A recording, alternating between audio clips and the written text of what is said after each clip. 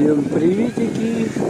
Сегодня у нас 12 августа, город Геленджик. Как вы видите, наблюдается небольшое волнение моря, ветер, ветерок. А так в целом замечательная погодка. Тут немножко водорослей мы можем наблюдать в воде, но не так, конечно, как в Анапе. Тут чище. Хотя и бухта, в общем-то, закрытая. Вода тут не проточная, но все равно тут почище будет, чем в Анапе. Поэтому лучше, конечно, купаться. И тут песочек. Песочек можно вот копать, строить песочные замки, там всякие бассейны выкапывать.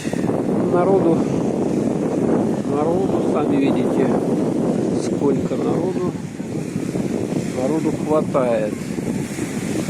Ну вот эти плавсредства, ватрушки работают, я смотрю, катают у них на ватрушках. Но бананы, я не знаю, вот ездят, нет в такую погоду. Может быть, уже на бананы и не катаются при таком волнении. Так, в целом, замечательно.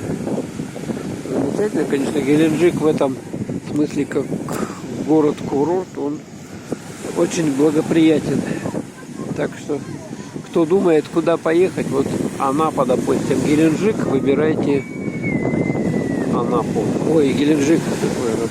Геленджик, потому что здесь все-таки чище море, и вот можно сразу нырнуть. Смотрите, вот люди немного отошли от берега и ныряют уже.